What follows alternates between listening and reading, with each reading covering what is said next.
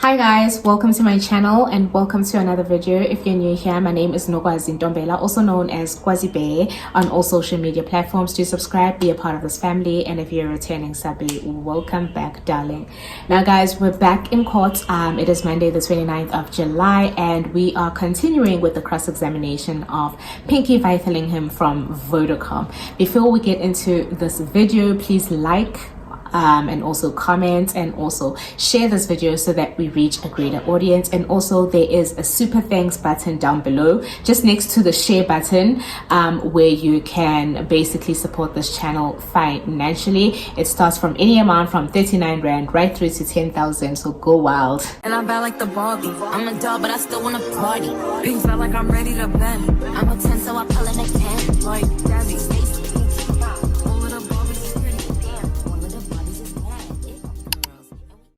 Now, with the continuation of the cross-examination by accused number 5's defense counsel Umshololo, we then learned today that accused number 5's number, which was said to be used by accused number 5, was actually taken from another case ID. So now when Pinky explains about this data, she says that the data was already available on the system because it was requested back in 2020.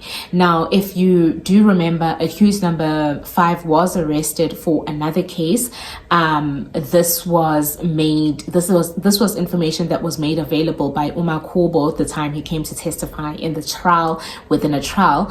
And the interesting thing about now this information is that the same IO, the same investigating officer that was said to have requested the 205 for in 2020 was Brigadier Geninda. Now, isn't it interesting how Brigadier Geninda is the investigating officers for one of Ntuli, accused number 5's previous cases, and now is involved in this Senzo Meyiwa case where cell phone evidence is alleged to link the 5 accused. Now, the one thing that I found pretty interesting about the information on the RICA, on the cell phone number, is that Pinky says that the cell phone was RICA'd to Afiso Ntuli way back in 2012, on the 21st of January 2012.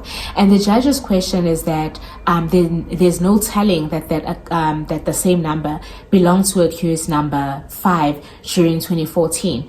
Now, Pinky then says that this number was then RICA'd to another person on the 22nd of February in 2019, which is crazy business to me, because Pinky, the same person, tells us that when the Section 205 was requested, it was requested for the period 1 January 2018 right through to the 25th of May 2021, which is indicative that accused number 5 was still using this number during this period. So how is it that it's showing a different RICA information for another person in 2019? That is a question that might still be answered. I don't know. Mshololo then touches on the evidence of Colonel STEYN, Colonel Gos, who does say that he received a Section 205 on this number 9202, and Pinky says there's no way that I could have sent the Section 205 of this number because it was already existing. So it just comes to show that both the cell phone analysts, STEYN and Gos, have misled the court in some way during their testimony. Another very important point that Pinky touched on today is the fact that, in fact, the closest tower to the Basotho hostel is actually Phosphorus Tower. Now, this was going to be interesting information because, as I said last week in my previous video, that STEYN had already given evidence. According to Ramusipile's cross-examination, STEYN had given evidence already in this trial that says that the closest tower to the Basotho hostel was the Muleleki Tower. Now, this is interesting because there is a cell phone that was alleged to have been stolen at the scene of crime, which belonged to Kelly Kumalo, and this phone reflected the Muleleki Tower after the incident. Now, what Pinky has brought up or brought to our attention at this time is that the closest tower to the Basotho hostel is actually Phosphorus Tower, and the Muleleki Tower is about 5 kilometers away from the Basotho hostel. So how is it that According to Zungu, the accused, after leaving the scene, allegedly went to the Basotho hostel. That is where he says he saw them running into the hostel, yet there are no transactions or no activities on Kelly's phone which reflect the closest tower to the Basotho hostel, which would have been Phosphorus.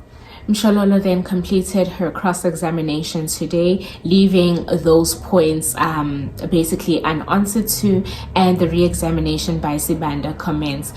When he re-examined Pinky Vithalingham, he just basically went back on the issue of the towers and went into the issue of the Tower of Lesedi, which accused number 3 had said that he was in Lesedi during a certain period. Now, Pinky says there is a tower that is in Lesedi, however, accused number 3's phone does not ping, or there's no activity at the Lesedi Tower during the day of the 26th. However, Sibanda then asked what the closest tower is if the Lesedi Tower is congested, and she says that the nearest tower after Lesedi is actually Phosphorus West. And indeed, on the day of the 26th of October 2014, accused number 3's phone does have a certain activity pinging at the Phosphorus West Tower. Another issue that Sibanda touched on during his re-examination was the issue of the RICA information. Now, he says that the RICA information for accused number 3's phone is not reflecting accused number 3 as the person that the cell phone was RICA to, and also touches on the fact that the defense had said that a certain number that they denied was accused number 5's number was Lungisani Ndwandwe's number. Now, the surprising thing about this number is that this number is actually recorded under the name of Thandazile Ndwandwe. Now, for me, this could make so much sense because it seems as though the state only wants things to work in their favor, but when it works in the defense's favor, then they want to question it. The reason I say this is because when Pinky began her testimony, the state did point out that a number that Pinky said was registered under Silo Twala was actually Longwe Twala's number. And had the state not said that to Pinky, Pinky would never have known. She would have just told us that the number was registered under Silo Twala. So the exact same should apply for this Ndwandwe character, where the state has laid evidence that the number was recorded under a Thandazile Ndwandwe. However, the defense had said that the number was actually used by a Lungisani Ndwandwe, which could be a relative that either registered the phone for Lungisani, or they had bought a phone, registered it under their name and gave it to Lungisani. The same should apply on both sides. But in either case, I don't think that's the point, because the point is that that number does not belong to accused number 5. So it shouldn't really matter even who it was RICA to at the time, whether it was Lungsani or Thandazile, or if it was Lungsani who was using the number. The bottom line is that accused number 5 denies that this was his number, and yet the state has laid evidence that says he was attributed to this number during this time. Sibanda then completes his re-examination, and Baloyi then indicates to the court that they are planning on bringing an application to actually bring Colonel STEYN back to the stand. He is, however, not well at the moment, so he's unable to come back this week. So they did request that the case be postponed until next week, Monday, I think the 5th of August, where they'll try and get STEYN to come back on the stand. Now, for me, I really don't know what STEYN will come and say before the court, because his evidence was tested via cross-examination, and he has given evidence that was material to the communication of the accused, and also linking accused number 5 to Kelly Khumalo, who was said to be the mastermind, which Pinky has completely denied during her examination in chief. So I really don't know what STEYN could come and tell the court at the moment. It could be that he made a mistake with his evidence, but that will then put his credibility to the questioning.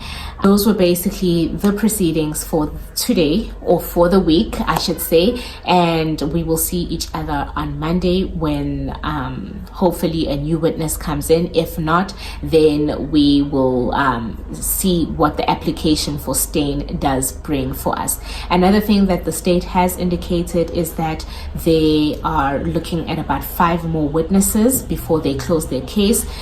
The one being STEYN coming back, if it is granted, if the application is granted. The second will then be Mangena, the ballistic expert, and the third will then be the expert for the defense, I think, that will testify with regards to the testing of the bullets and the gun.